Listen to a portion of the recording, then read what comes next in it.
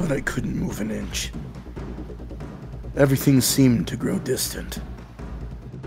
My spirit was on the verge of collapse. The fire that had blazed within me had been snuffed out in an instant. Countless memories crumbled before my eyes. The word death flashed through my mind, but it brought with it no fear, only vast hopelessness. Don't you? But as the last of my will threatened to slip from my grasp, I heard a voice. Remember what I said? What? That I want to be together with you forever.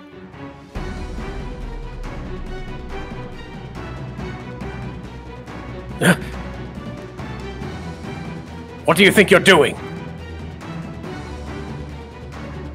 Let go of the sword, Ceren! Lucidity came rushing back to me.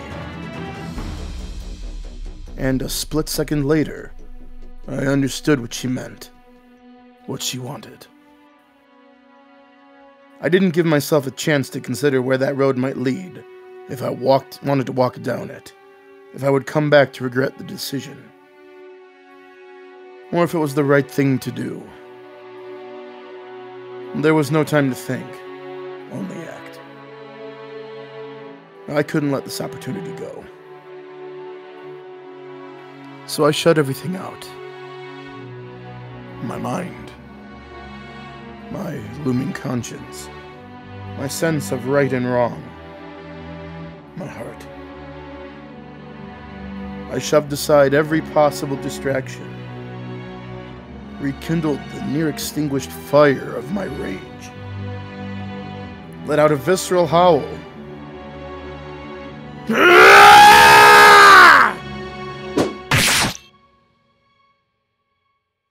and swung. I could feel the impact in my arms as the blade tore through flesh and bone. Ceren's lifeless body dropped to the floor with a thud.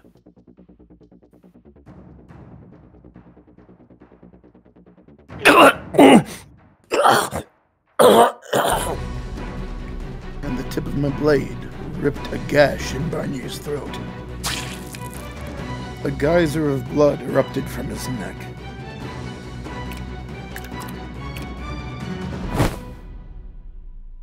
He bent over, writhing in agony, and staggered back a few steps before his legs gave out and he dropped to his knees.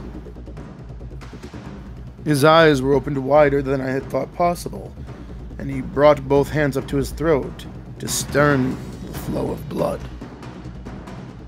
But it did little to help, the crimson stream seeping through the gaps in his fingers. With each beat of his heart, the flow surged, sending up sprays of lifeblood.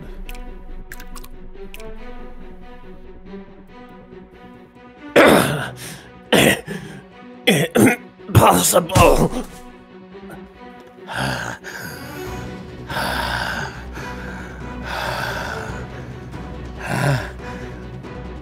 I was right. Noble blood and peasant blood all looked the same. Grunting and groaning, Barnier pawed at the floor, evidently still convinced he could scamper off and escape somehow.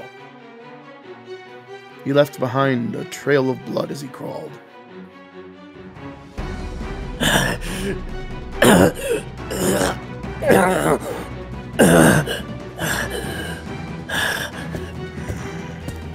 It was, by all rights, over.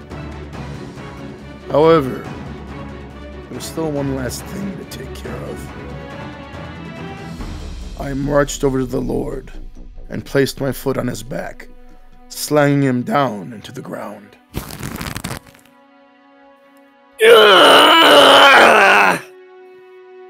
I'm not leaving without your head. And I owe it to Ceren, to reunite you. Wait. If you kill me, neighboring counts are sure to intervene before you even realize what's happening. Put down the sword, and I'll spare you. You'll spare me? You're in no position to be sparing anyone. You're either a fool or a hopeless optimist. You're not a lord anymore. You have no power. You're just a sick worm. And the counts? They won't be an issue. I'll be taking over for you after all. Is that so? And how are you planning to do that? You're a peasant! You never entrusted me with a ring that bears the Barnier family crest. I'll use that to make myself out to be the successor to the royal family. And what will you do once you've faked your nobility? You have no experience, not the faintest idea how to be a lord. I'm sure I'll govern better than you ever did. You're out of your mind. A peasant like you couldn't govern an empty plot of land. Not that being a noble makes anyone more qualified.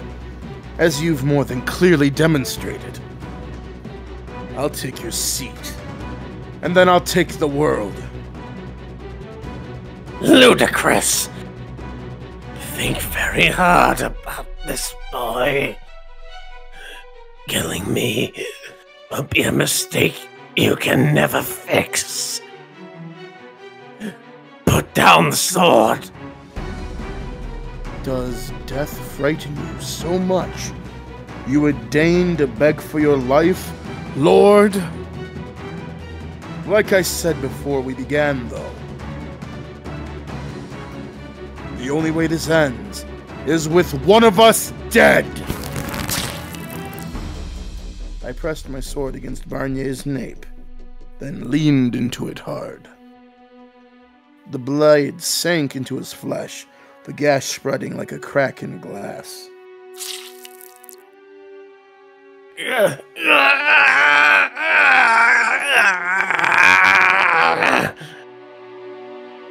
Screams of agony echoed through the hall. All the blood in his body seemed to be trying to escape through the gaping hole, creating an ever-growing pool of red around us.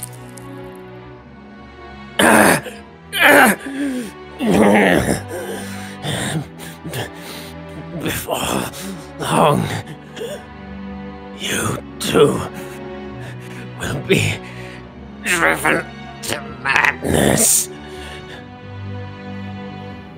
Excuse me. By the time you've figured it out, what it means to be a lord, you won't be the kind-hearted friend of people anymore. Living this life, having no one you can trust, it'll eat away at you, and then you'll... Enough! You'll be your own executioner! Enough!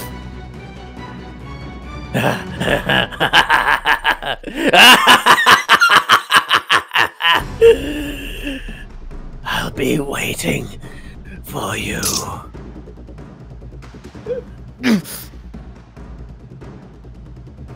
Down in hell.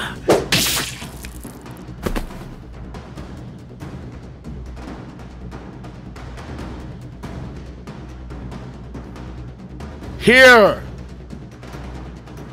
Every guard and every rebel! I have here the Lord's head, taken by my own hands. You have no reason to fight any longer. Put down your arms, all of you, and cease this meaningless battle. Our revolution has come to pass. In less than a day's time, the Lord's manor had fallen. And by the time it was all over, it felt almost underwhelming how completely and utterly we had conquered them. Men cheered and shouted in celebration. Others borrowed suits of armor and pretended to be knights. A fire of a different color filled the manor's walls. They believed that, with the Lord's death, everything would suddenly be better for everyone. That nobody would have to suffer anymore. That they would all be happy and live perfectly fulfilling lives. They had no logical reason to believe as such, yet no one seemed to doubt it in the slightest. Everyone seemed to have forgotten that enacting the change required work, and there was still much of that to be done.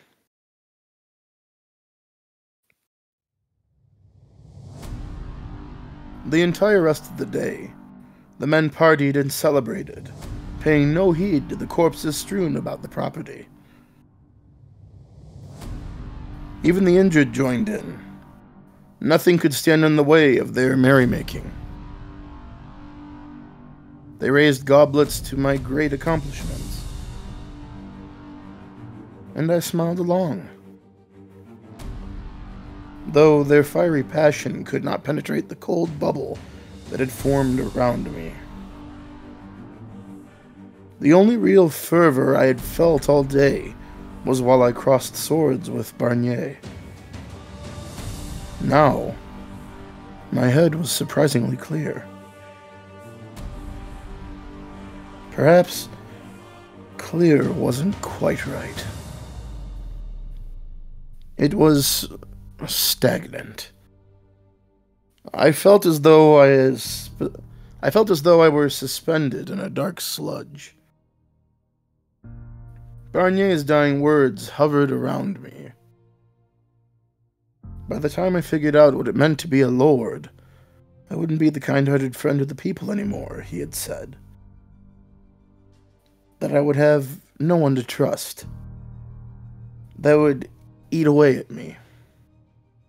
Drive me mad. And then I would be my own executioner.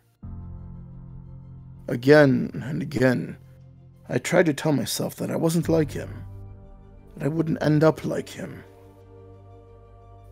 But his voice, his curse, refused to leave me. Images of his decapitated head flashed through my mind. I couldn't shake the feeling that one day, that would eventually be my head.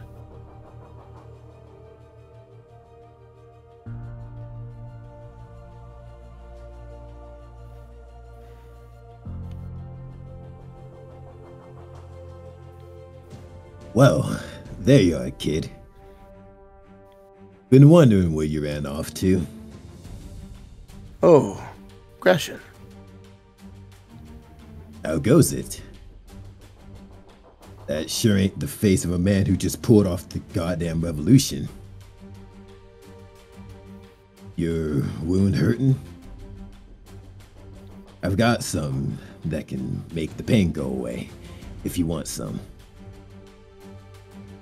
Ah, there we go. Here she is.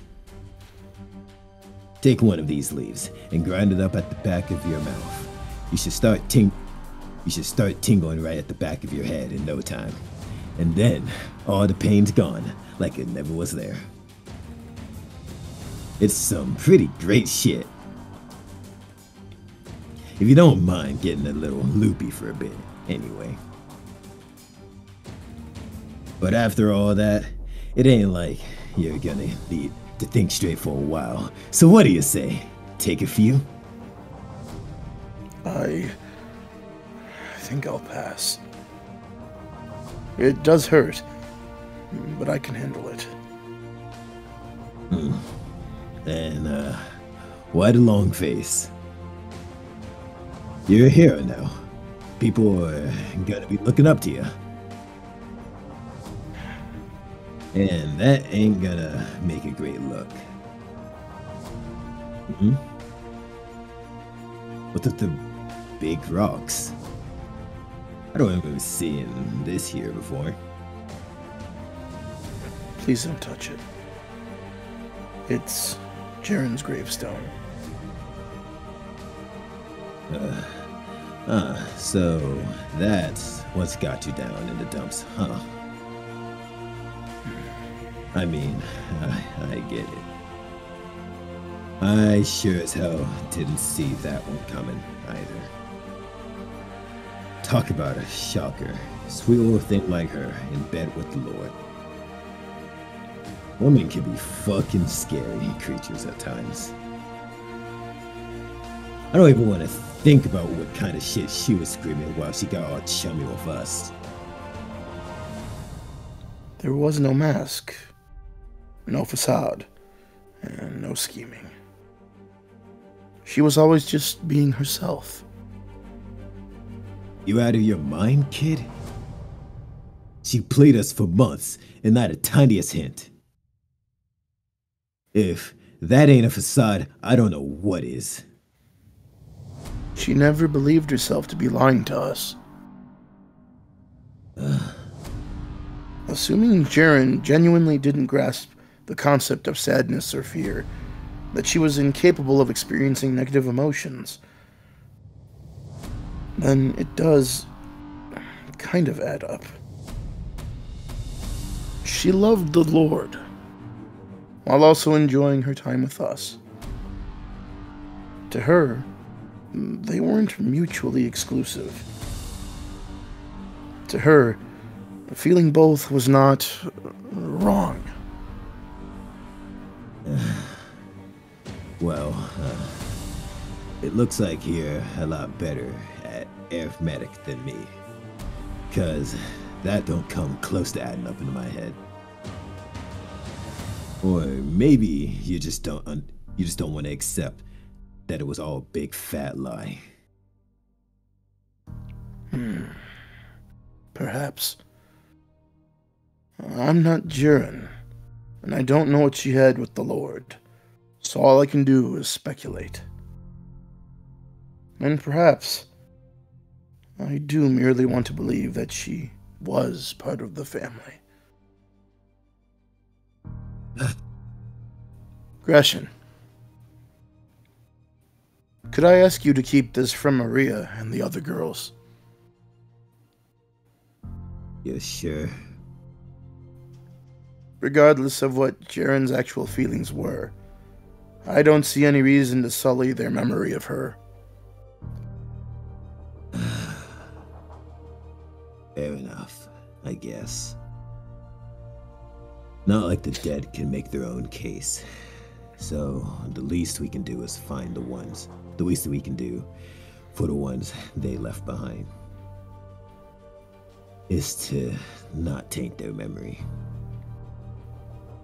Lest someone knows how to bring them back, that is. Indeed. You sure everything's good, kid? What are you so concerned about?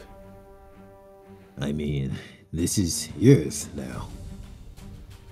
When we leave, you'll be staying here. And I just want to make sure you're really up for it. If you want, I could take your place. Pardon?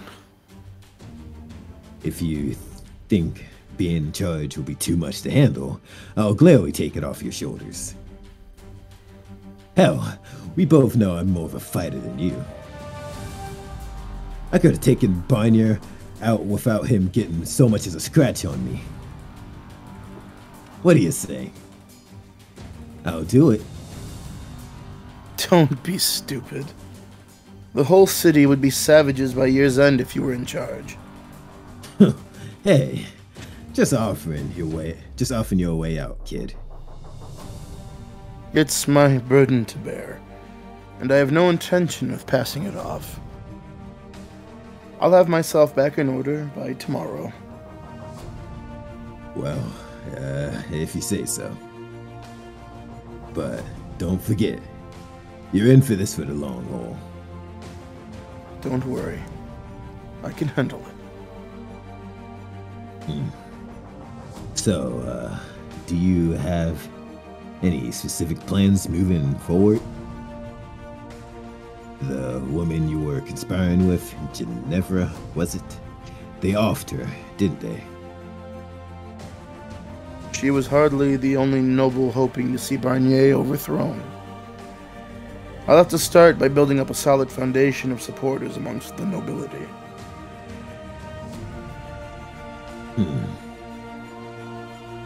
Do we really need the Dick Squad on your side, though? Why don't we just cut ourselves off from the rest of the crap and start our own country? A place just for us, no royalty or nobility to rob us blind.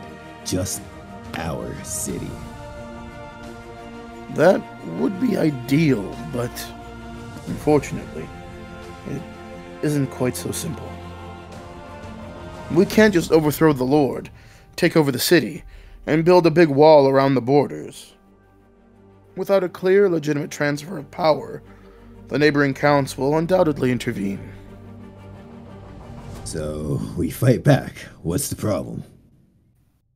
Our little band of peasants was only able to take down the Lord because we had the element of surprise. But what happens when a trained, organized army marches on our borders? Well, you don't need me to answer that for you.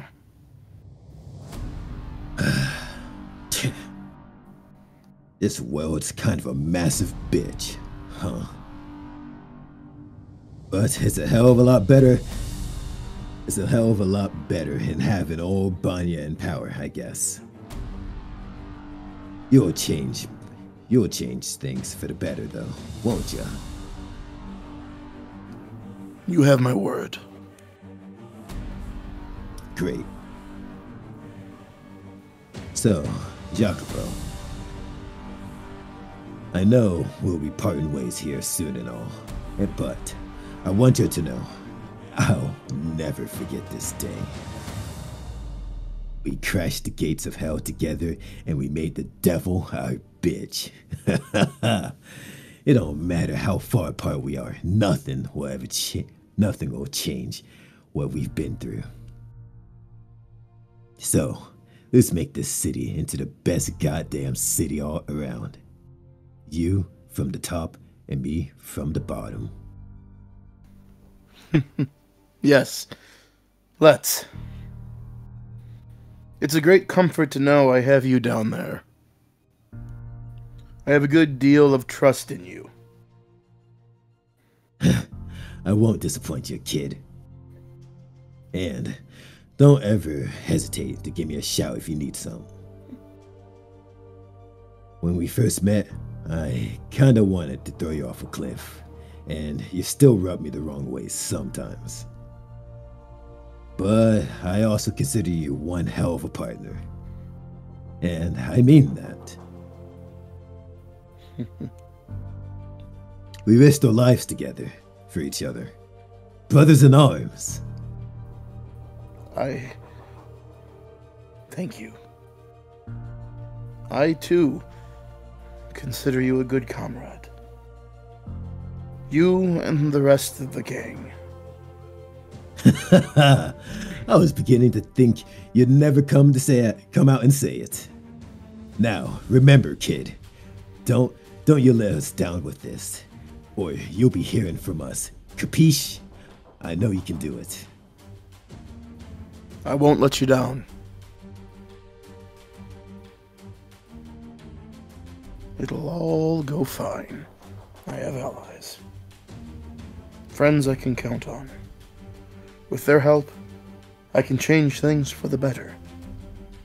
I can believe in myself. I can do this. I have no reason to think otherwise.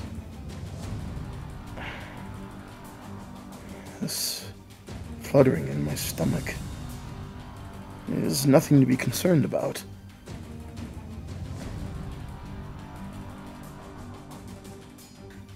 When that fated night came to an end, the vast, bright blue sky of morning greeted me. I looked up at that sky, standing in a manner that still reeked of blood. And Morgana filled my thoughts. If she were here now, what would she say to me? Congratulations? It was so unlikely I let out a little laugh. She would undoubtedly criticize me for seizing power through such violent means. Her lips would twist into a scowl, and she would damn me to hell for the 1000th time. She would tell me what I had done was extremely foolish. But perhaps she would also express some concern about my injuries. That was all in my own imagination, though. She would never be at my side again. We would never look up to the same sky again. I would never hear her sing again. My old life was gone, a relic of the past. It would never be the same again. Not without the girl I loved being a part of it.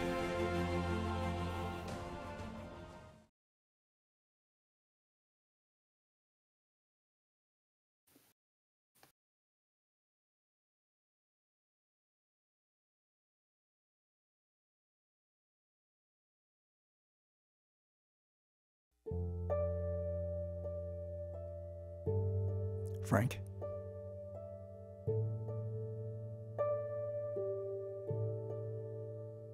You're in the mood for something juicy, you say? Hate to break it to you, chum, but I ain't made of dough. I'd like a nice slab of meat as much as the next bloke, but I'm barely making do as is. In case you hadn't noticed. Oh. What? You're not hungry? You just want a juicy story to go with your drink? Then why didn't you just say that to begin with? Alright, give me a sec. I think I got one you'll like. A few months back, me and a bunch of other blokes went out on a raid, this puny little village. They didn't do much trade, just living off what they could grow, so no one figured we'd make out with much. Grab a little grub, plow some of the girls, that was the best anyone was hoping for. Business as usual. We killed the guys, had some fun with the girls, then killed them too. Nothing too interesting, nothing real exciting up to that point. But that changed when I busted into this one house. There's a man, a woman, and a little girl, maybe 5 years old. No siblings, just the girl. Real small family for a village like that. Dad comes at me to protect the girl, then Ma tries to block me away. No surprise here. I killed them both. Couple of unarmed farmers, easy as snapping a baby's neck. That left the kid. Wasn't like she could do nothing, so I didn't have to kill her, but you know how the stupid things get. Crying like it's the end of the bloody world. So I figure I run her through before she starts howling on me, right? But get this. The kid smiled at me and said, "Where are you from, mister?" couldn't believe my ears. Girl, your parents were just killed by me, and I'm coming to kill you next. How the hell are you smiling, and how the hell are those the first words out of your tiny little mouth? Creeped me out, truth be told. So much so, I lost all interest in killing her. So I dug around for anything worth taking, and then went on my way. But this damn kid, I try to leave, and guess what? She fucking follows me. Doesn't want revenge or nothing, just smiling like a fool. I'm a patient bloke, but this is beyond the pale. I yelled at the stupid thing. Why the hell are you following me? Piss off! She gives me this confused look and says, I'm bored. Everyone else stopped moving, so I have nothing else to do, but you're still moving, mister. My damn head was spinning. She was maybe 5, yeah? I could understand her being a little stupid, but she should have known right from wrong enough to know to be scared of me. You'd have to be out of your mind to come trotting after the bastard who just offed your parents. And I'm pretty sure that's exactly what her problem was. She wasn't right in the head.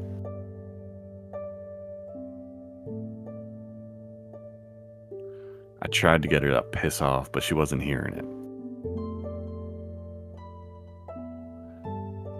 The other guys started talking. Maybe we should just neck her, right?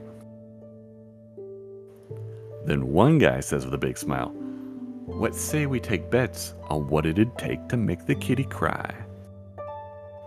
So we did just that. We started placing bets. Give her a good yell and she'll cry. Knock her around some, that'll do it. I say yank out a tooth or two. Rip off her nails one by one. And finally, plow her till she breaks.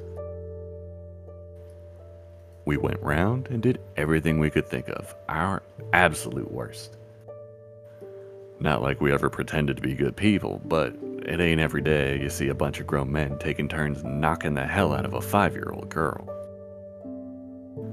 And hell, that by itself, a good drinking story if I ever heard one. But it keeps going.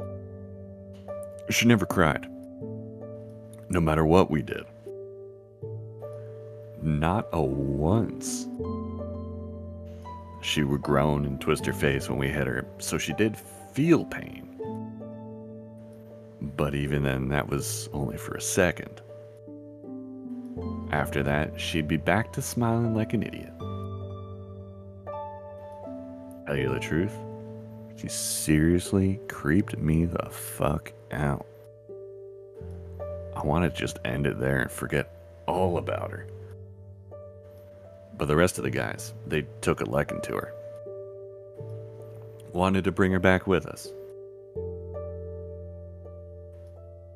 Tried to talk him out of it, but one guy, he says, what's the big deal?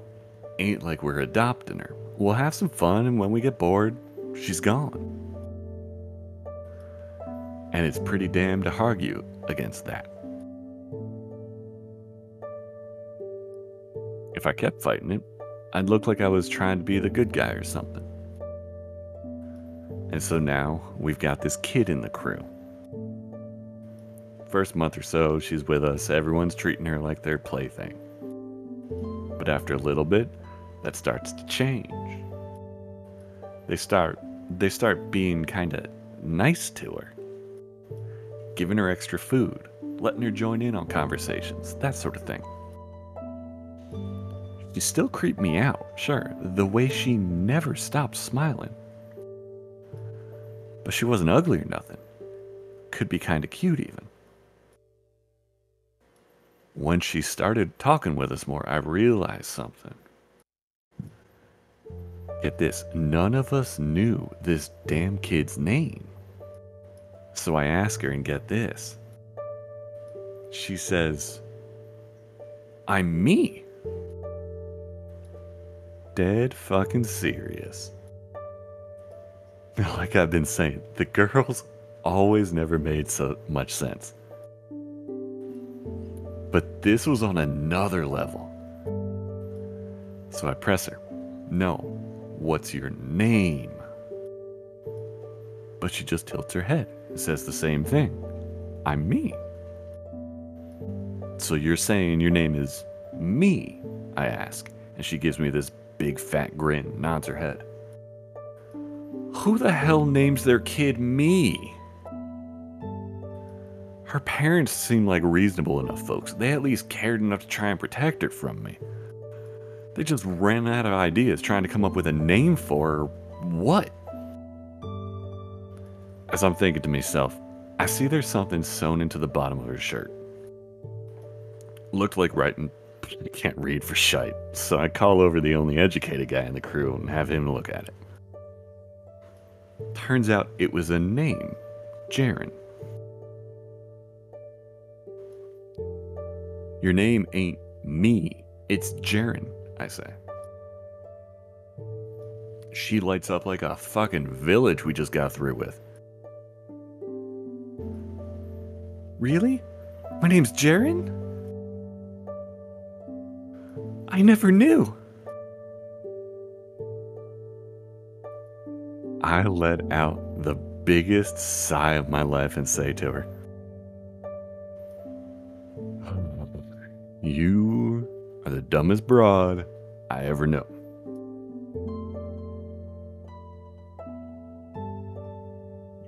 About a month after we picked the girl up, we had a bit of trouble. There's this chubby bloke by the name of Marcos, and he starts getting this thing for her, yeah? I ain't one to get on a guy about what gets his rocks off, but a 5-year-old girl? That just ain't right. Marcos was kind of slow in the head, always at the back of the pack, and mostly useless when we went out on jobs. Only reason we kept him around was because he made a good pack mule. He was annoying as hell besides. Always saluting and saying aye aye, like he thought we were a bunch of pirates or something. And he called everyone boss, because apparently that was the only form of respect he knew. Day after day, oh, aye aye boss, and I'm on it boss, and let me massage your back boss. It's enough to drive a man mad. And because he was the first one to talk to her, Ceren started imitating him. So now we got 2 buffoons running around talking like that. Obnoxious as it was, though, end of the day, that's all it was. But that changed when Marcos started getting real fond of the girl. Every little thing we did, he'd go around telling us to be nicer to her, yeah? But as far as we saw it, compared to when we first took her in, we were treating her pretty damn well. Of course, that's all relative. Proper slave probably still got less hell from their master than we gave the girl. But remember, we only brought her along so we could have fun. Never intended to make her part of the crew. But Marcos wasn't having any of it. Son of a bitch actually snapped at us. You'll pay if you don't stop right now, boss. Man, idiot wanted a fight, so we gave him a fight.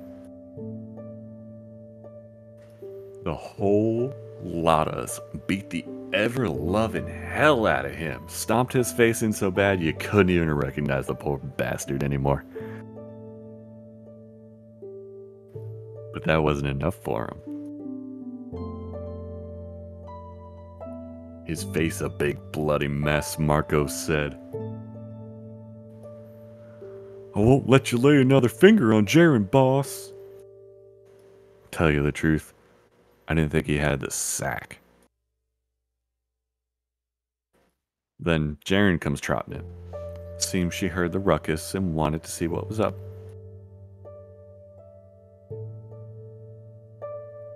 Marcos' eyes went wide and he yelled, "Stay back!"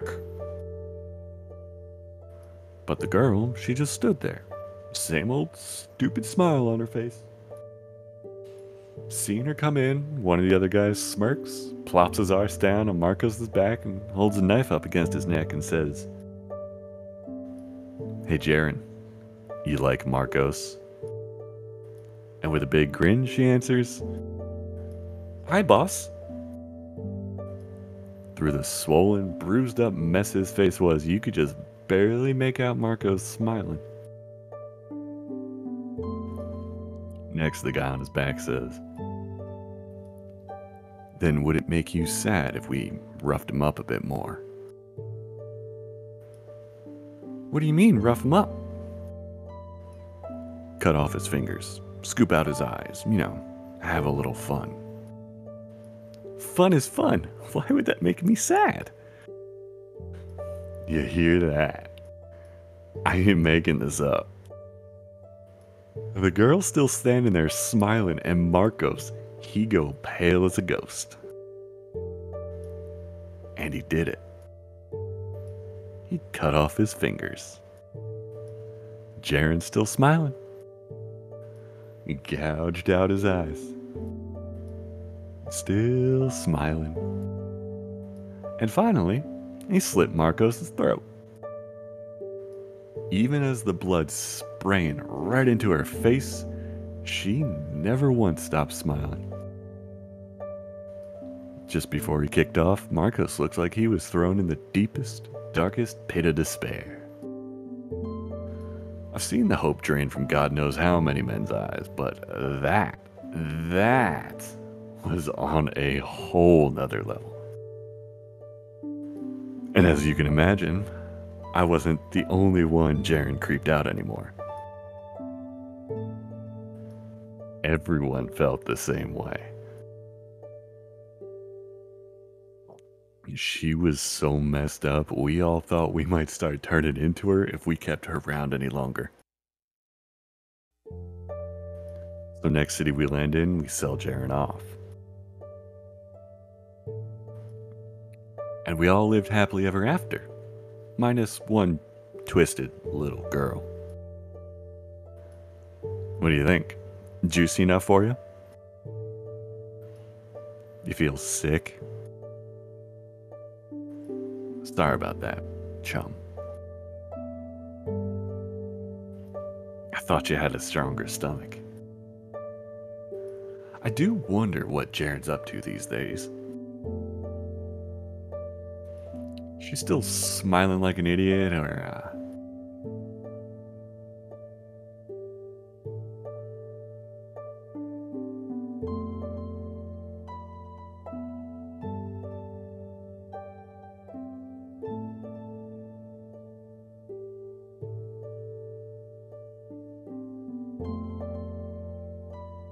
You're muted, Lenny. Cristina?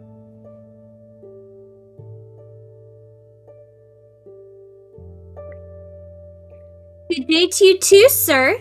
Thank you so much for all your hard work.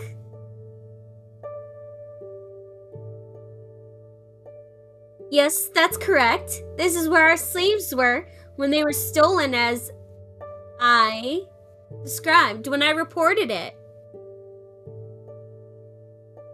What?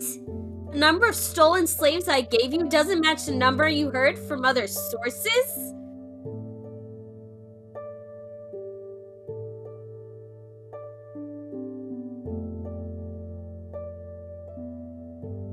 No, I had no intention of deceiving you.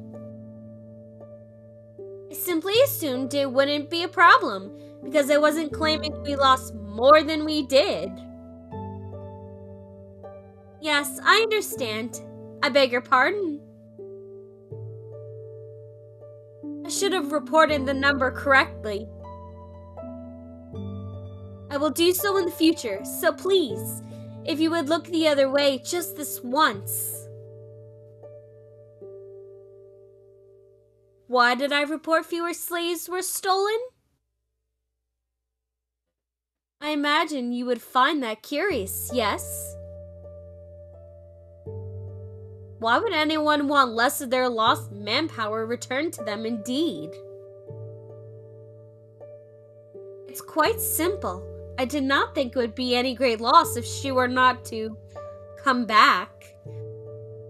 Oh no, she was a fine worker.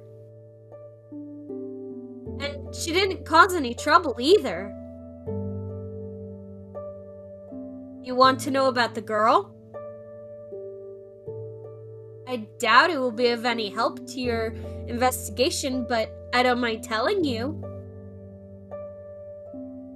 I warn you, it's not a terribly pleasant story, though. Very well, as you wish, sir.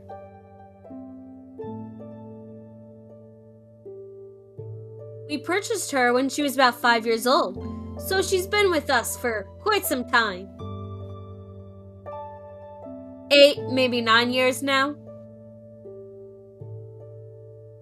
When we bought her, she was still too young to put to work. She was in good health, though, and always had the sweetest smile on her face, so I had little doubt she would do as she was told. Slaves tend to be so gloomy and depressing, you know? Not that I don't understand, but unlike many, we try not to mistreat our slaves. As long as they do their work, they have nothing to worry about.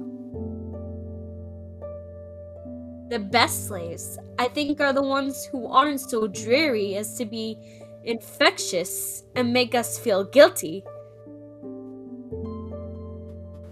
The girl's name was Ceren. While she talked rather funny, she was bright and cheerful as I had hoped. She was always smiling from ear to ear. For a while, it felt like we had a brand new member of our family. I was so taken with her, I almost considered adopting her instead of keeping her as a slave.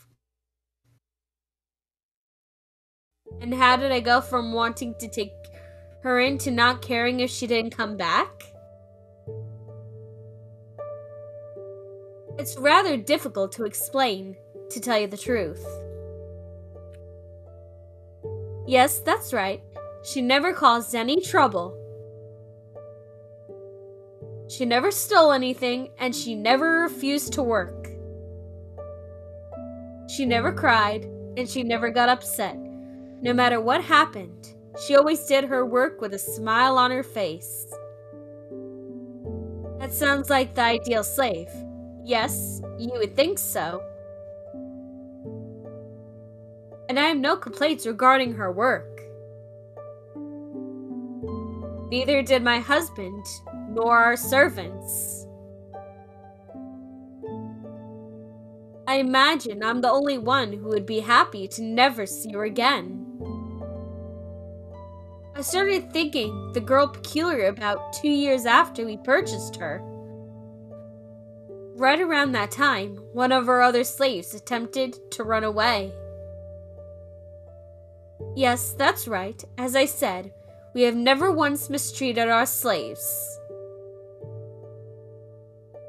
Other slave owners could learn a thing or two from us, I say. We tell all our slaves when we buy them that they will be set free as soon as they've worked enough to pay back what we paid for them. So he had only 10 years, and then he would have been free.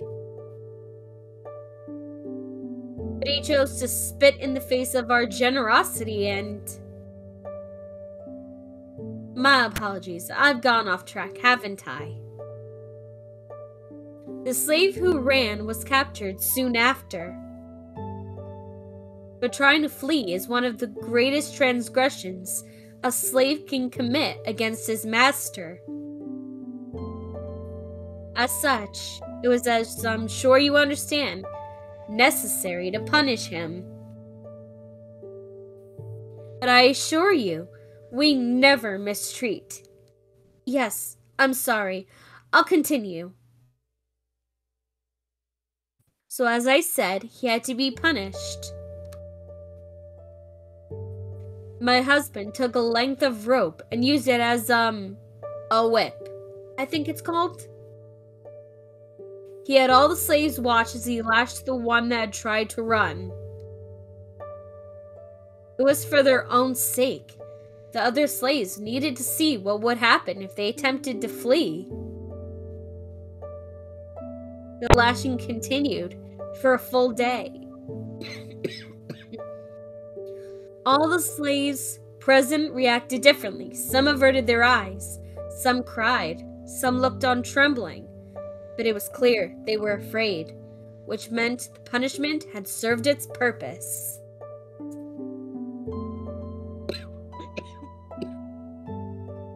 For everyone except Ceren, that is. Yes, that's correct. She simply smiled. At first, I thought my eyes were playing tricks on me.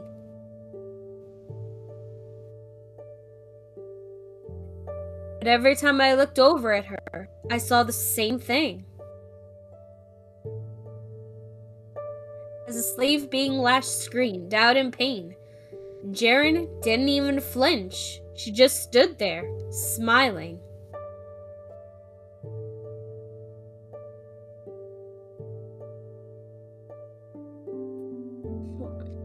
Just looking at her gave me the chills. My husband thought it as curious as well, but he wasn't nearly as put off as me. She was 7 at the time, and a hard worker, and he said there was no issue as long as she didn't cause any trouble. That completely misses the point, you know? She gave me the creeps.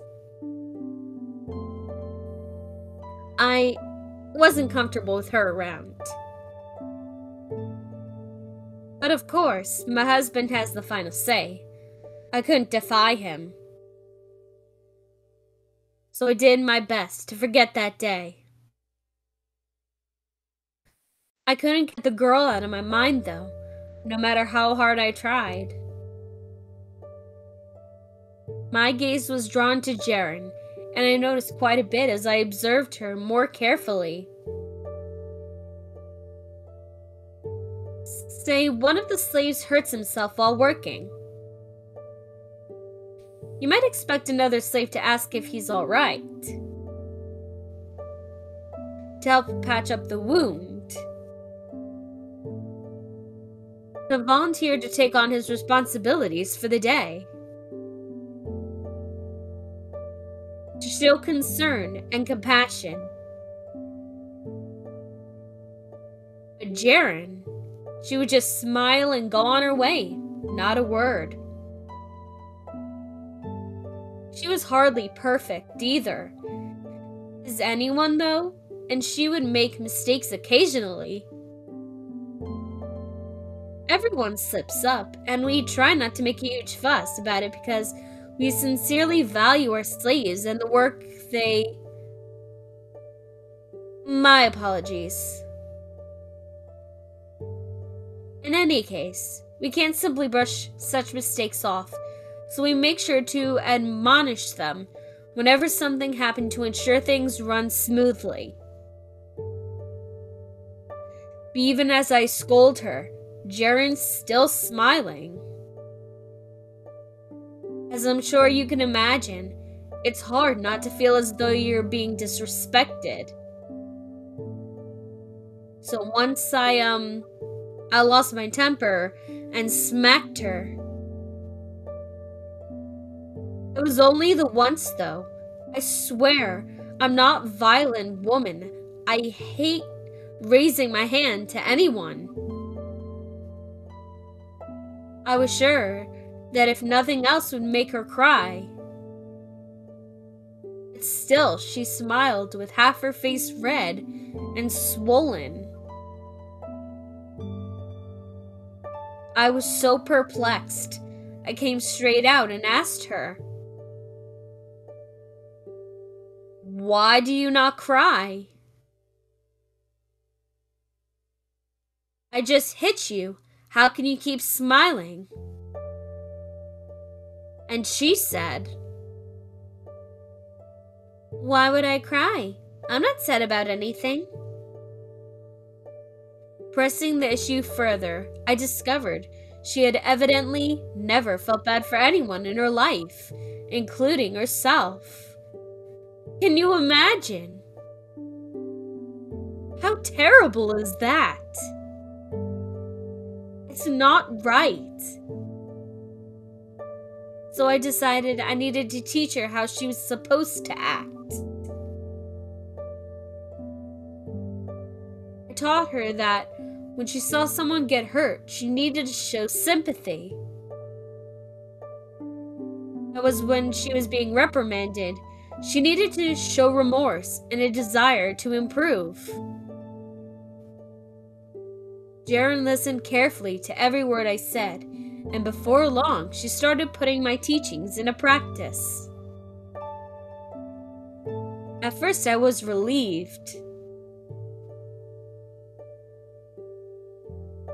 Ceren was finally a regular girl.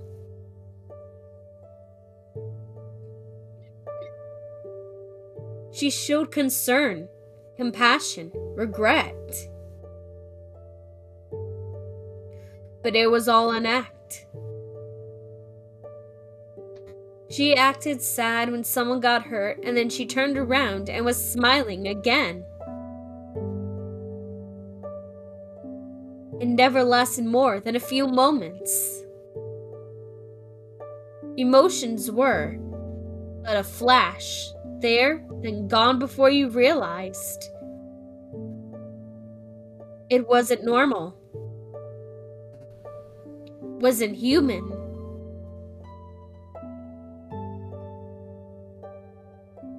She didn't genuinely feel sympathy. Beyond the surface, she was no different than the girl who smiled as a fellow slave was being whipped before her eyes. Ceren had learned nothing. Unable to bear it anymore, I went to my husband again. I told him she wasn't normal. There was something wrong with her. I implored him to do something. But my pleas fell on deaf ears. She was a good worker, he said. We couldn't ask for a better slave, he said. Oh, but he couldn't have been any more wrong. He wasn't the one who had to look after her. He had no idea what she was like, how unsettling it was merely being in her presence, how deeply upsetting it was. My apologies. I'm fine now. As you can imagine, I'm not particularly fond of Ceren. So it was the weight off my shoulders when I heard she was one of the stolen slaves.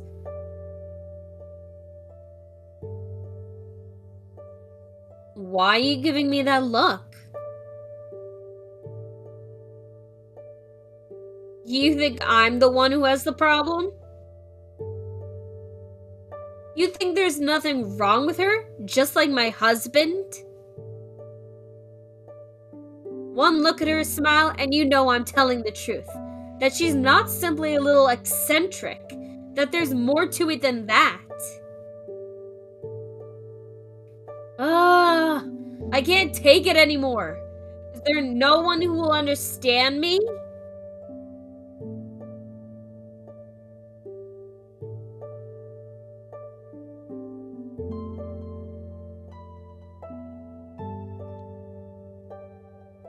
this me again? No, this is someone else. Kyle, you go for it. Kick back for a bit, why don't you? I'm in the mood to talk. Nah, I'm not gonna charge extra. I don't bill by the hour. Oh, you never thought of me as a talkative girl? I guess that just goes to show how much I've taken to you. No, I'm not trying to butter you up, I swear. I've been thinking a lot these days about the place I last worked at. And it's really been getting me down. I can't think of anyone I want with me at all times like this more than you.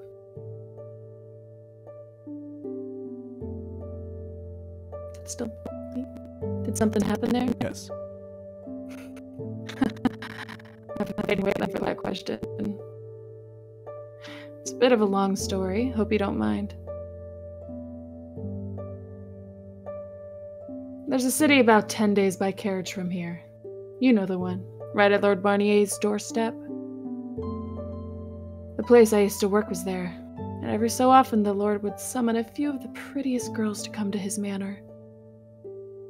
I'm hardly the best-looking girl around, even out here, so I was never one of the chosen. But honestly, I'm lucky for it. It's not the kind of thing you want to go mentioning in public. But the Lord has some unsavory hobbies. Every girl who ever came back said there's no amount of money you can pay me to do that again. Word is, the Lord had a taste for torturing and killing his slaves. Not just if you screw up either. If he's in the mood and he so much as sees you, you could be dead. He's got a dungeon under his manor too, they say. And you can hear wailing coming from down there at all times of the day. The Lord enjoys all different kinds of torture. Flaying, dismemberment, boiling, the water cure. I'm sure he uses others, but I've only heard bits and pieces secondhand. He only ever killed the slaves, though. The girls all came back in one piece. On the outside, at least. Being forced to watch people get brutally murdered did a real number on most of them. Some were so broken by the experience they couldn't work anymore. So the Lord, apparently he hosts banquets at his manor every so often. Here's the kicker. He only invites nobles that are into the same sort of thing. He's not the only one. We're being governed by God knows how many twisted freaks. I don't even want to think about it. Anyway, something like 2 years ago, I think it was. A couple of girls came back looking a good 20 years older. And they told us about one of these banquets. Most of the time, it's just him and his noble friends torturing slaves, but this one was different. There was a girl, maybe 10 years old, chained up naked on this makeshift altar, but here's where it's get crazy. The girl, who they called a saint, was covered in scars, head to toe. They cut her up and filled their cups with her fresh blood. But she didn't cry. She didn't even flinch. She just sat there quietly.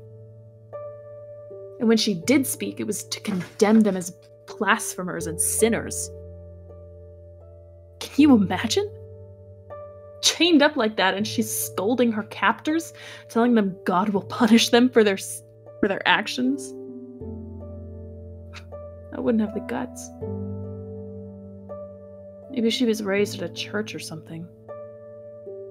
But I'm guessing that's what got something to do with why they call her a saint.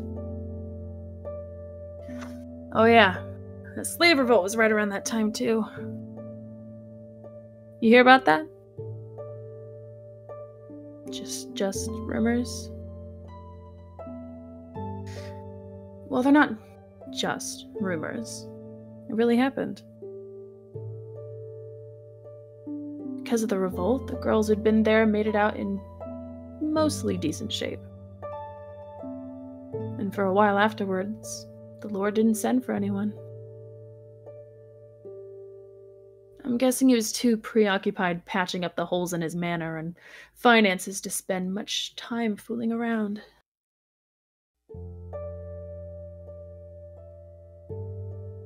Sort of changing topics for a sec, but about that same time, this dark-skinned girl, the kind you don't see too often around these parts, started working here. Her name was Ceren. She was pretty. Always had the widest smile on her face and real friendly. Seemed like the kind of girl who'd draw in a lot of business. And I was right. Within a couple weeks, she had already picked up a few regulars, and our manager was going on about how happy he was with this purchase. About a month in, though, we started getting complaints from one of her customers. He said she was being condescending with him. I brought it up with Ceren, but she said she had no idea what he was talking about. So I assumed the customer was just imagining it, or full of it. You get guys like that all the time in this business. No, don't worry, you're not one of them. But the complaints kept coming in, which made me think maybe there was something going on. So I decided to talk things out with the guys making the complaints this time, and get a better picture of what the problem was. Most of them were pretty useless and vague, but the common issues seemed to be that her behavior didn't make sense. One guy came in after bungling a huge trade deal, hoping to find some comfort, and he spilled his guts to Ceren. But instead of trying to console him, she laughed. You can see why he wouldn't be thrilled about that. When I asked Ceren about it, she gave me a confused look and said, "I thought he was telling a funny joke." There was no malice. Nothing. She genuinely didn't understand how the customer wanted her to act.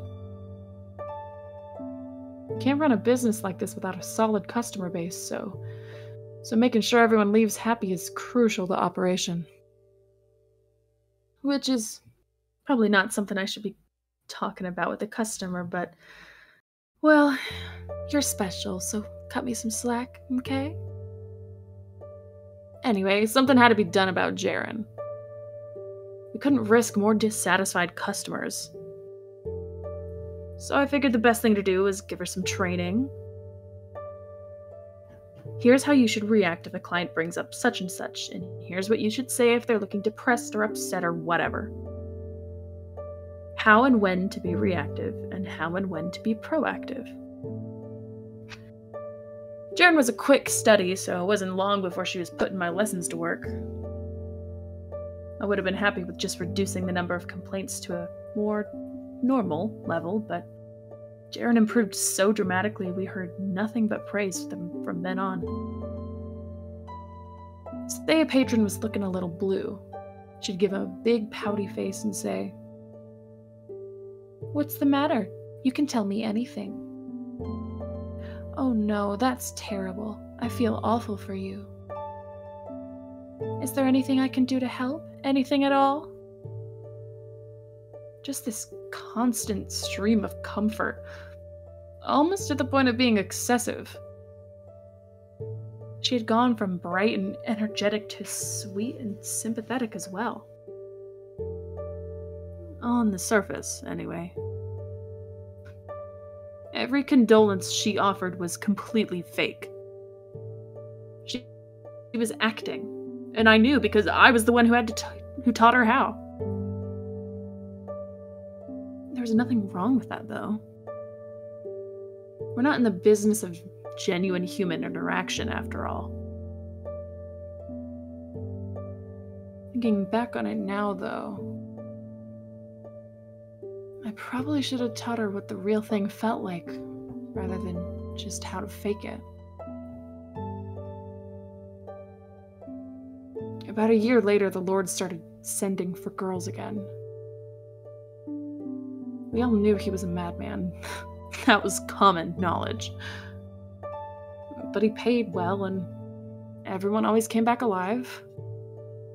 So we reluctantly complied. But we were wrong. He did kill the girls this time. One came back alive, but she was missing an eye and half an arm. She was in no condition to go back to work.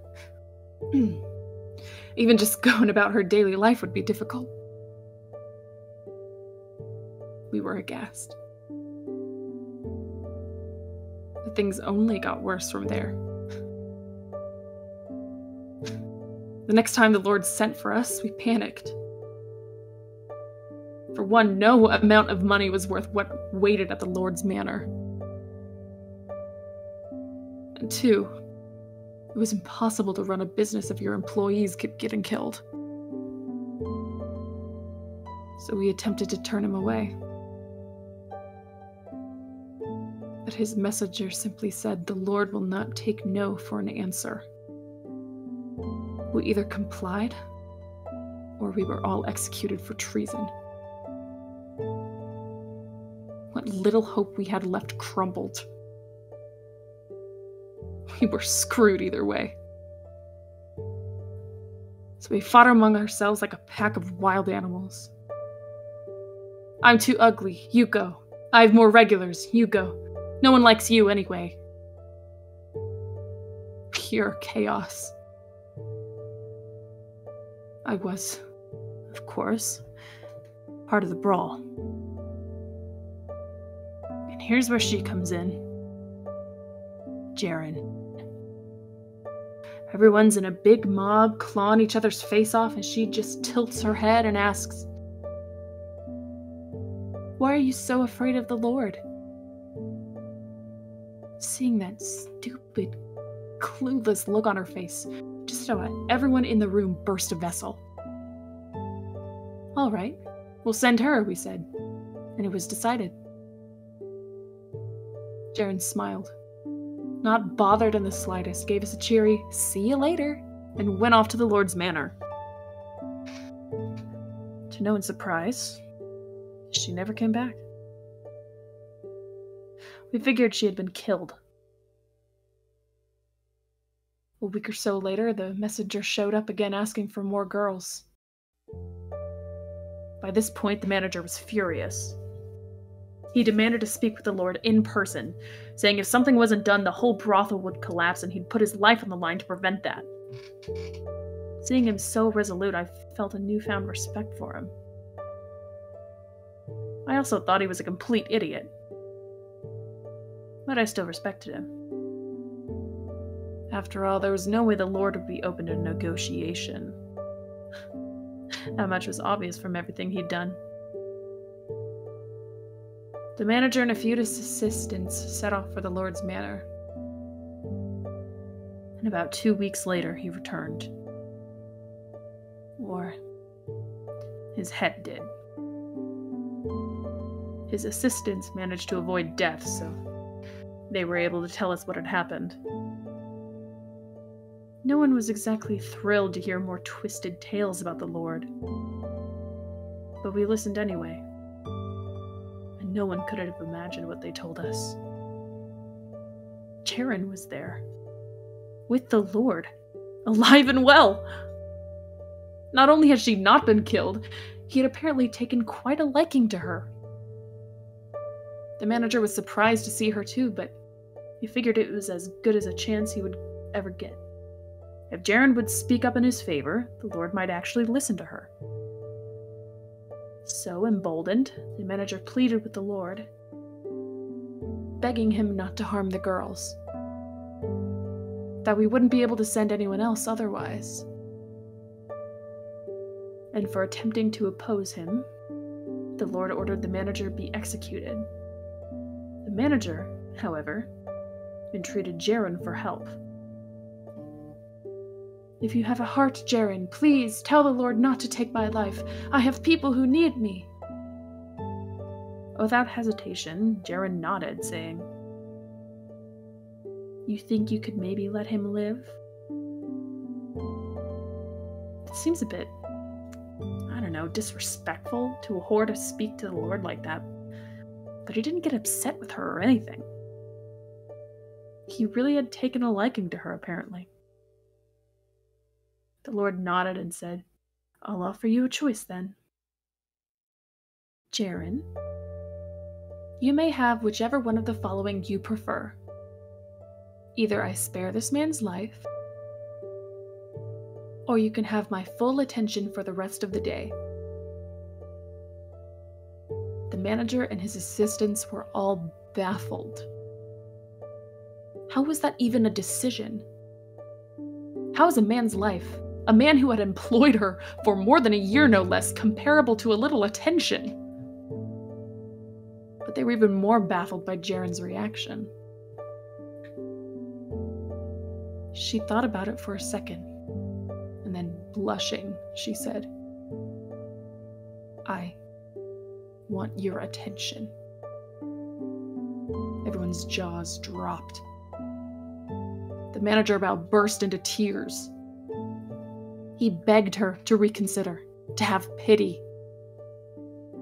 He asked what he had ever done to wrong her. "You never did me wrong," she said.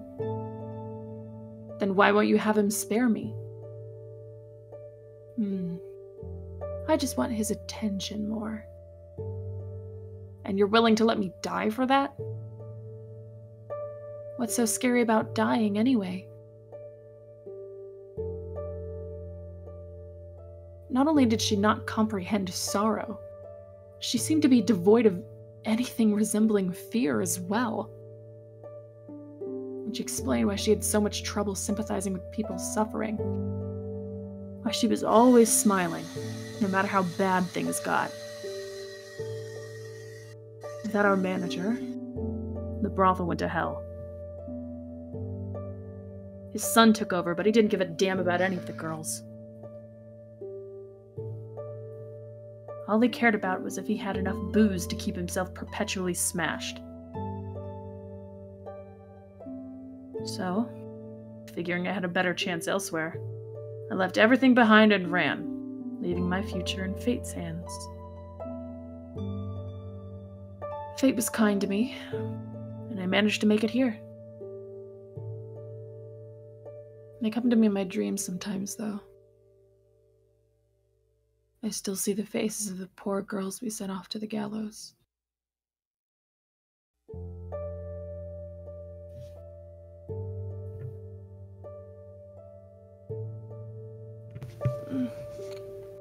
What?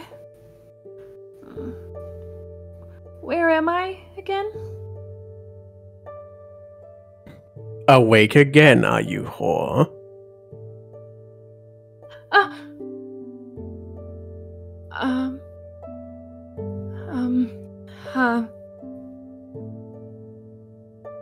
Who are you, sir?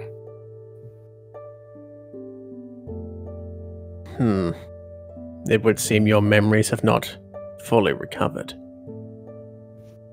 Allow me to remind you how you got here, then. No! Wait!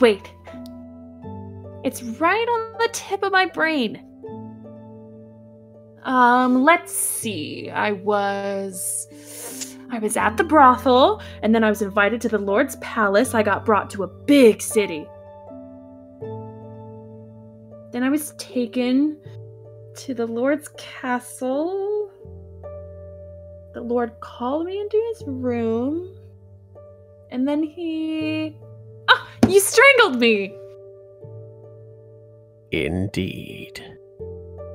Your memory has returned without problem. I'm super duper good at remembering things. Wait. Why did you strangle me? To test my theory. Your theory? Of what? That you're mad. Mad? About what? Not that kind of mad.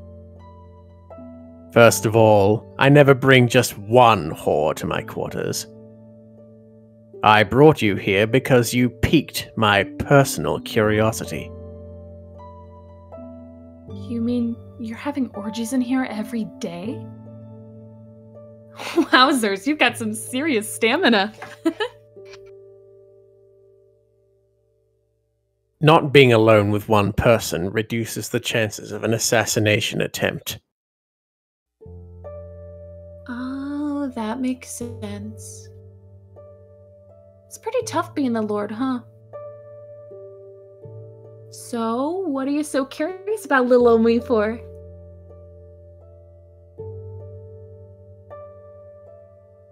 The other day, you and a handful of other whores attended the torturing of a slave, if you recall.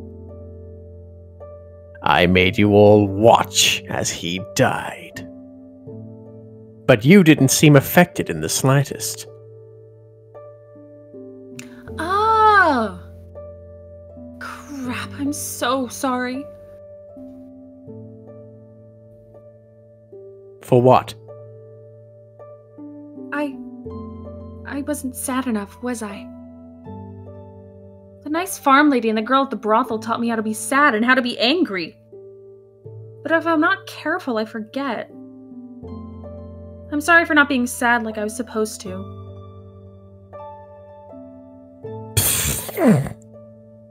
As I said, you piqued my interest. Had you sobbed and screamed like any other whore, we wouldn't be having this conversation. What? So, me not being sad wasn't bad? That it wasn't. Huh. No one's ever said that to me before. I always thought you unusual, but I couldn't be certain about what you were without getting more personal. Which is why I brought you here, to test that theory. You don't fear death, do you, whore? It's not just death. I've never felt sad or scared about anything, ever. I didn't even know sad or scared were things people felt until someone told me. But now I know all about them, and how you're supposed to act when you feel them. I just don't know what they actually are. Truly fascinating. Tell me more. Huh? What do you want to know? Let's see. Tell me your whole life story. Tell me everything, as far back as you remember. Wow. No one's ever been this interested in me. This is super nice. Alrighty then, I'll tell you everything. Don't hesitate to conk out if you get bored. And ta-da! Here I am. What'd you think? As boring as I thought it'd be? Hardly. That was easily the most engrossing childhood story I've ever heard. Woo-hoo! Smiling as your parents are killed before your eyes. I'm hardly one to talk, but you are one thoroughly heartless girl. I still wish I could do that over. I really loved my mom and dad, and the nice farm lady taught me you're supposed to be sad when people you love die. That's why you want a do-over? What? You're incapable of experiencing sorrow, no? Feigning it for the occasion won't change the fact you don't actually feel sad about losing them. I guess you're right. I can pretend, but I still don't know what it feels like. I don't understand why people are so afraid of death to begin with. I mean, pain isn't fun, I get that much. But if you don't let it bother you, it's not that big a deal. Plus, once you die, you get to go to heaven. So I don't get what there is to be so afraid of. Not everyone goes to heaven. Oh, that's right. But still, I'm sure there are plenty of fun things to do in hell. Fascinating. You truly are twisted to your very soul. Oh, but I do sometimes feel disappointed. Do tell. Like, I sometimes wish I could eat my mom's supper again. And I feel left out when everyone's talking about how weird I am. Maybe sad is just like an even stronger version of that. I get the impression your entire experience of negative emotion is fundamentally distorted, so I don't know if you can say that.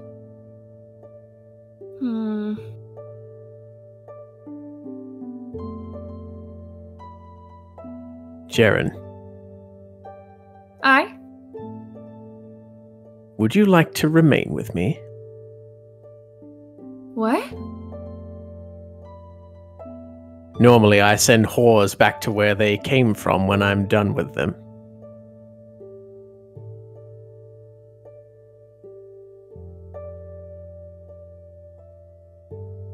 But I'm offering you the chance to stay here with me.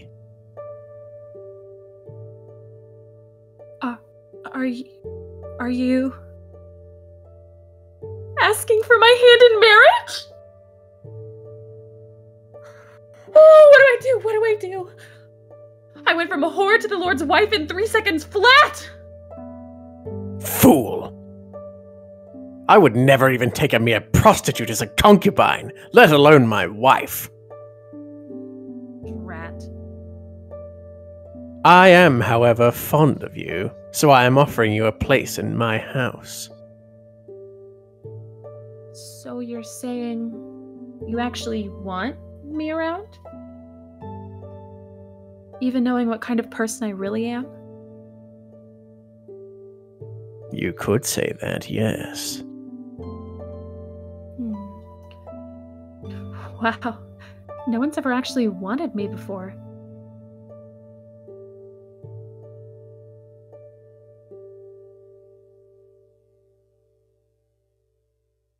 As promised, Ceren, you have my full attention for the rest of the day.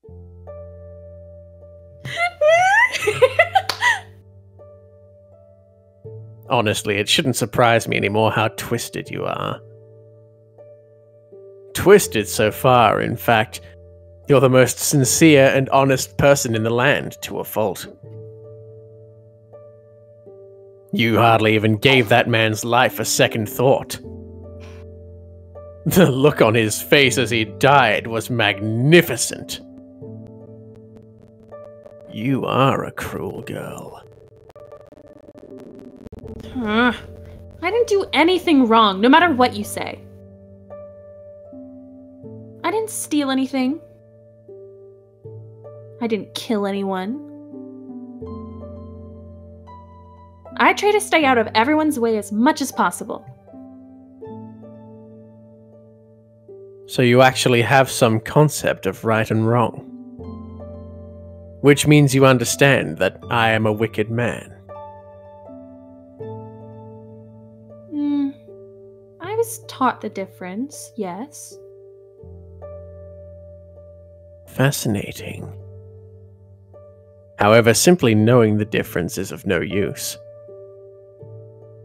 If you don't feel the repulsion it's supposed to elicit. Knowing full well that I was acting maliciously, still you selfishly chose my affection, sentencing that man to death. That's not what I... No, I guess you're right. I guess I did let him die for my own selfish desires. Looks like I've still got a lot to learn. No, you stay exactly the way you are. As I've said before, you don't need to put up a facade around me. Don't act sad if you're not sad. Don't act angry if you're not angry. Don't feign pity for someone you don't care about. Be you. But everyone says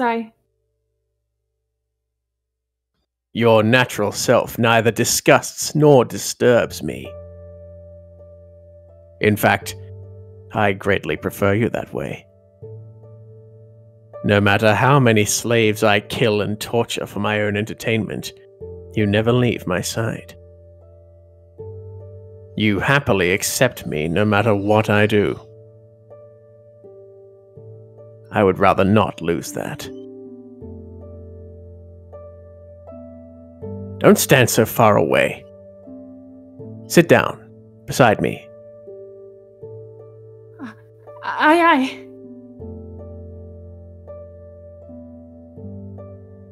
I have allowed you to stay here for a month now, and in that time you've been a constant source of entertainment. And you've expressed no desire to leave either, despite being well aware what kind of man I am. Same goes for you, Barnier. You want me to stay even though I'm such a weirdo. The difference between you and I, though, is that I kill, and you do not. You know, I've been wondering. What? Why do you like killing so much? It would seem your perception of me is slightly inaccurate. It is not the act of killing I enjoy, but the look of dread and despair on a man's face as his life is ripped away. There's a difference? In your mind, perhaps not. I'd kind of like to know what it's like in your mind, then. I told you my story. Maybe you could tell me more about you, Barnier. Not that I blame you if you don't want to tell a prostitute like me. You're not a prostitute anymore. I'm not? Then, what am I? You're my property. Ooh, that sounds super nice.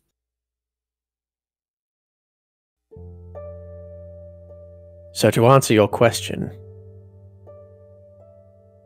I was not always the man I am today. I had several brothers, though I was the eldest. As such, I was first in the line of succession. There should have been no question as to who was the rightful heir to the house. But my father, the previous lord, wanted my brothers to succeed him instead. Without any reason to pass over me, though, he would have faced significant opposition and put the family's reputation and legitimacy to risk. I was neither infirm nor mentally challenged, but rather extremely talented, which gave my father no leverage to deny me the throne. The one thing I lacked was sycophancy. Seeing people try to butter each other up made me physically sick. It seemed to me the last kind of behavior royalty should be engaging in. I believe that merely possessing leadership ability should be sufficient for ruling effectively. But in this world, Only those who can win others' favor make it anywhere. Only those who can make themselves look good and their peers like fools. Those who can claim others' achievements as their own, who can appear to have more power than they actually do. My father and brothers forsook me, making an attempt on my life. Because they could not legitimately remove me as their rightful heir, they could only kill me if they wanted their way. I was fortunate enough to survive the attempt, but I still carry the scar today. You mean the big gun on your back? That's right. You're surprisingly observant. I was in danger of not just losing the lordship, but my life. I was left with 3 choices. To let them kill me, to flee and live in poverty, or to kill them first. I was born to rule, though, so in reality I only ever had the one choice. I murdered my father and all my brothers, leaving me as the only one in the line of succession. But becoming the Lord did not immediately win me everyone's favor. Distant relatives crawled out of the woodwork to claim my throne as rightfully theirs. The people demanded I satisfy their every whim and fancy. And even my attendants tried to push their own agendas. The whole affair quickly grew tiring. Dozens were clamoring for a say in matters I could easily handle myself. So I silenced them. Before long, the prodding voices had become corpses. And it was somewhere around that time that I found myself intrigued by fear. Fear is a wonderful thing. An incredibly effective silencer that spreads like a plague. Sufficient application would preemptively stop everyone from interfering. Fear strips man of all his will. When it became apparent to me that one did not have to be a great leader to rule effectively, all the time I had spent in my younger days working to improve myself felt like an incredible waste.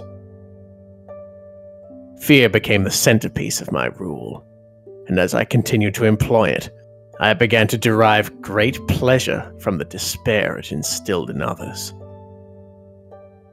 Men trembled at the sight of me. They bowed their heads and abandoned their dignity. They begged me to spare their lives. And what an exquisite sight it was, every single time. Enrapturing. You were born into your madness, Ceren, but I was molded into mine. Huh. That's neat.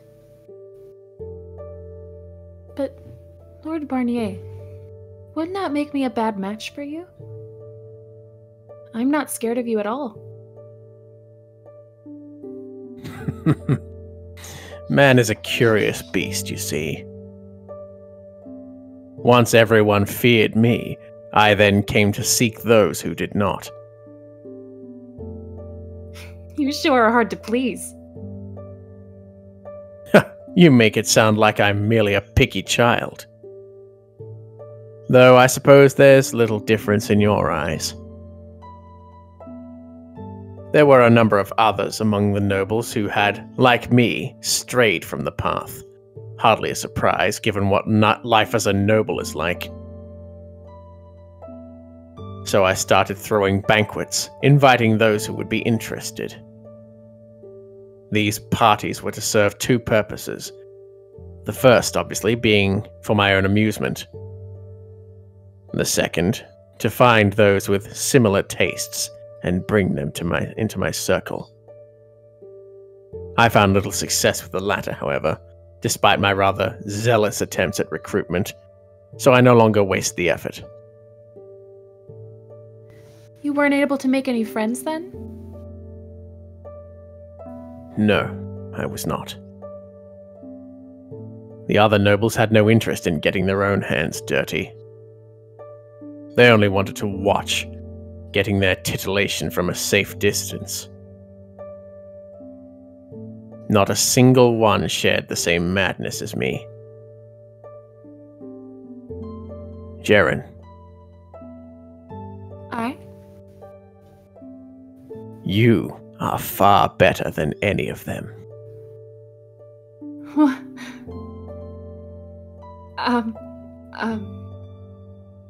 Thanks?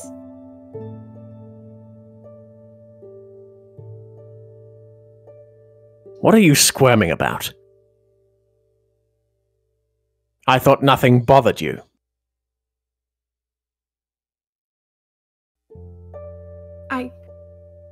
I am capable of getting flustered. Thank you.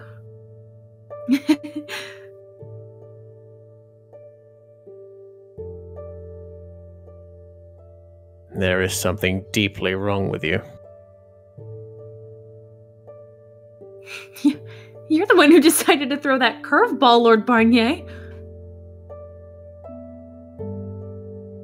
Enough with the formalities already. You're not a whore anymore. You're allowed to use my name. Huh? That is your name, though.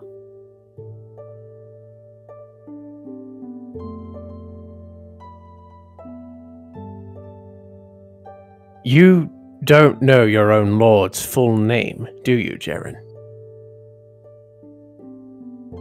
What?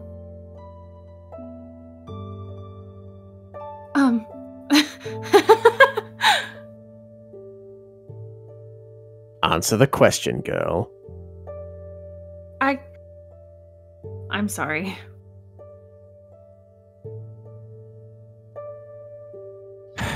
Allow me to help. I will only say this once, so don't forget it. My name is Jean-Francois Barnier, firstborn son and rightful heir of the Barnier family. Got it memorized. That's a really long name, though. I think I'll call you Franny. That rolls off the tongue nicer.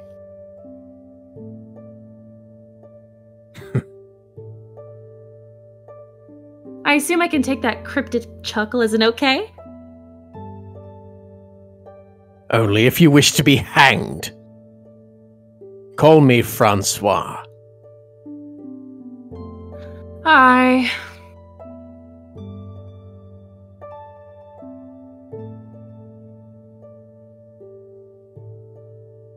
Ceren. Get up, Ceren.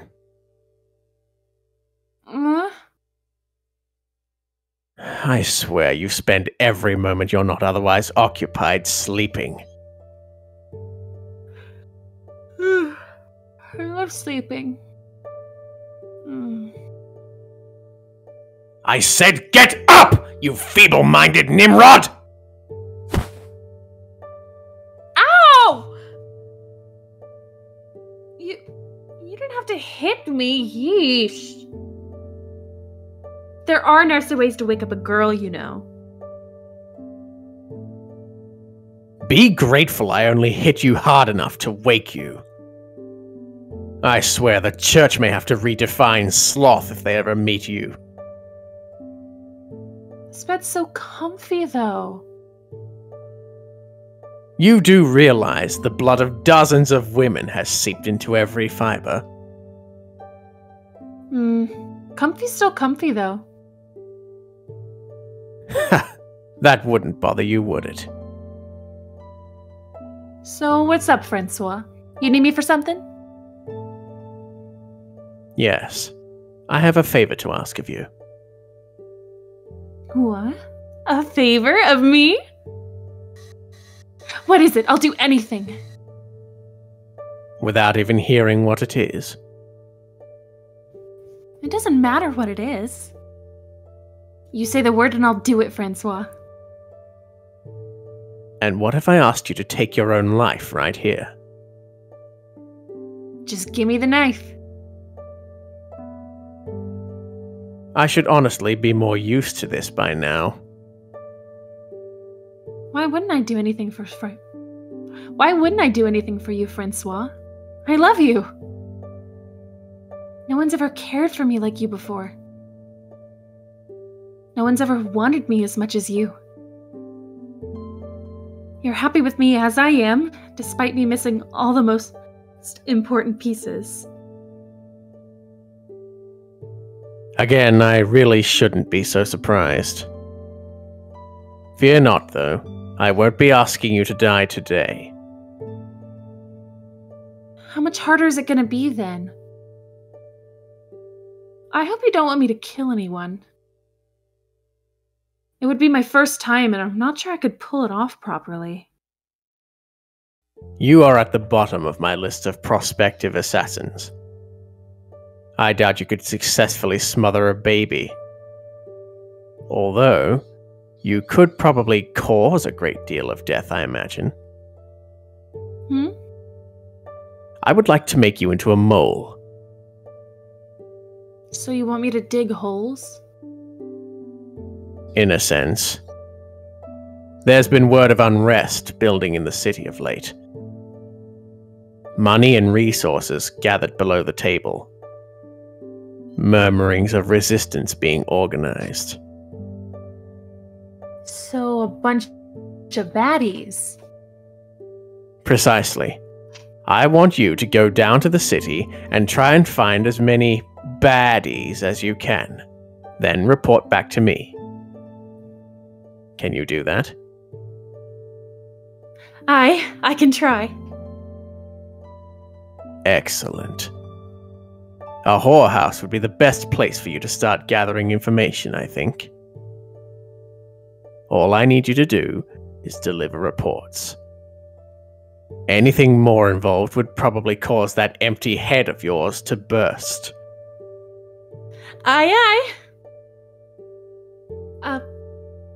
I just realized if I go into the city, I won't be able to see you as often, Francois. Does that displease you? A whole lot. Oh, I bet this is what being sad feels like. In your twisted mind, perhaps so. How about this?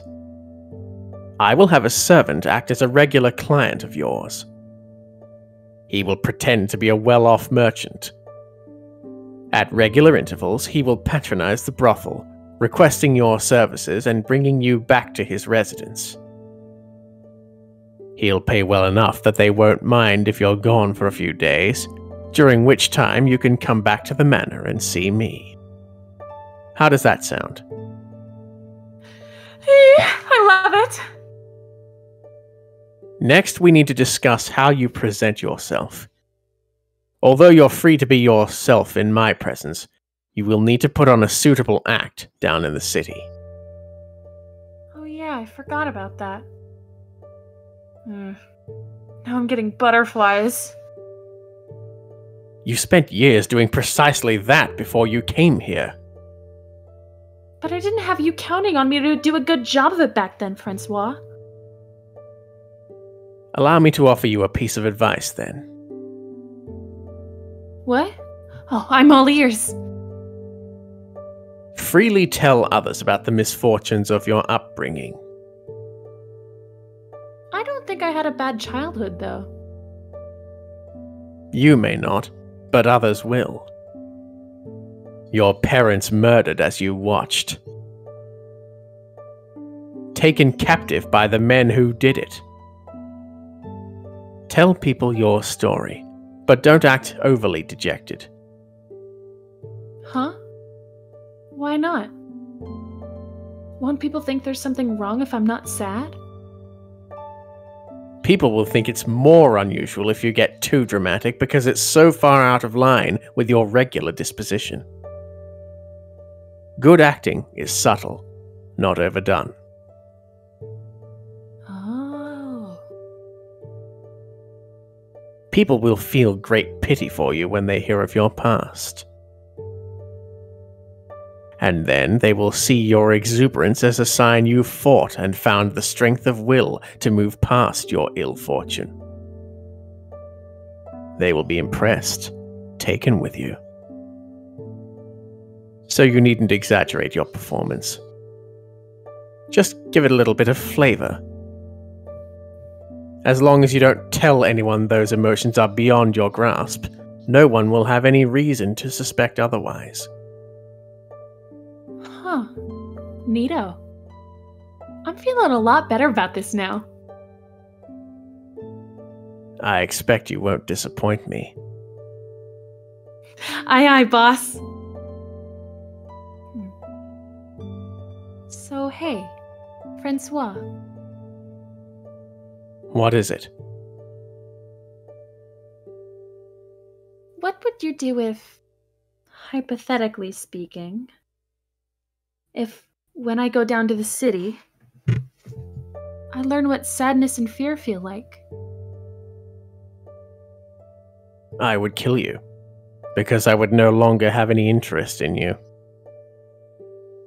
Awesome. I'm just glad you didn't say you'd kick me out. Every girl dreams of being killed by the man she loves. No. No, they do not.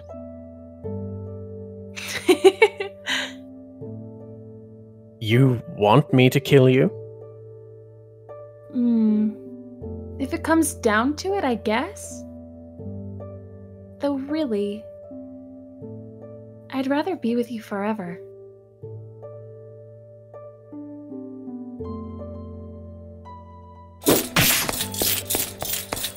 Into the room, Ceren, now!